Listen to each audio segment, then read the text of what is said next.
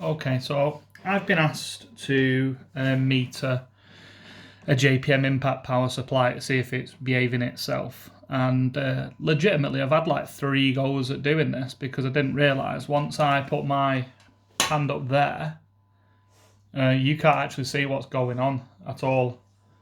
You can sort of see what's going on if I do it, if I hold it there, but you can't actually see it if I do it normally. Anyway, I'll talk you through it and hopefully you'll be able to see, because I can't be asked making it again, to be honest with you anyway. So let's turn on the multimeter. I've got the multimeter set to voltages.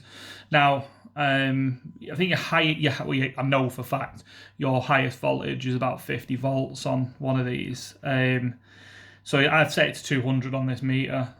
You can set it to lower. What would happen is if you set it lower, you won't be able to read the 50 volt line. So what it'll read is, on a good meter, it'll read OL. And on my meter, it just reads 1. So anyway, I've got it set to 200 volts. Turn the power supply on. You've got 5 lights on it there. So 1, 2, 3, 4, 5. They should all be illuminated. You don't need to worry if it's not illuminated necessarily. So it might not be a faulty power supply. It could just be that the lead's given up the ghost and stopped working. And then you've also got another one here. This seems to catch people out a lot with payout blows. So, you know, from time to time, these are quite old machines. If the payout's blown on a solenoid, for example, this fuse can have gone and you won't have any payout. So it's really important to check all the fuses. You can check visually if you're not so comfortable visually or you want to do it really quick. If you stick your meter to continuity, which is there, and then you literally just go either side of it and just go like that, and obviously it'll beep for you. Anyway, let's go back to there. So I'll try and make this visible so you can see it, but it is not necessarily easy. So black onto there, so that's ground. And then you have to work your way around. So the first one there, that's a 14 volt. I'll just take the black off a second just to show you where it is. And then we're going to work our way across here and then round into this one here. So that's where we're going to work. So that's 14 volt. Next one's also 14 volt.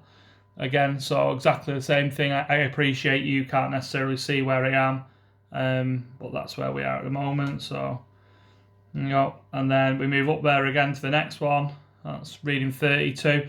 They will read ever so slightly higher when they're not plugged into anything.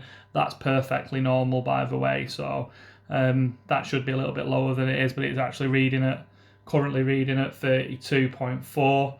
The next one's your big one. This is your 50 volts. So that one and this one's reading 55.3. So it's pretty 52 volt maybe.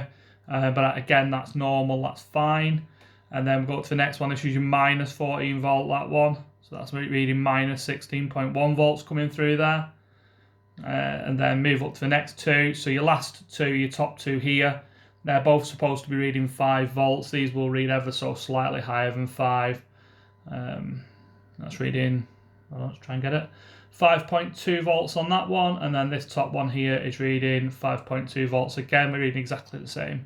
So that's a fully working power supply doing exactly what it should be doing.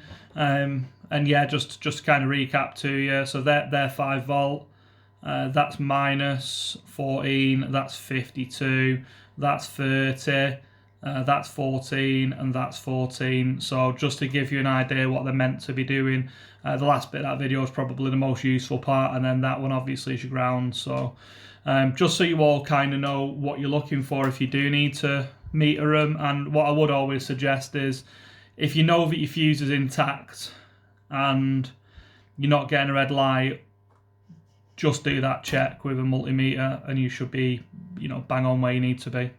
Anyway, thanks for watching. I hope that helps a few of you.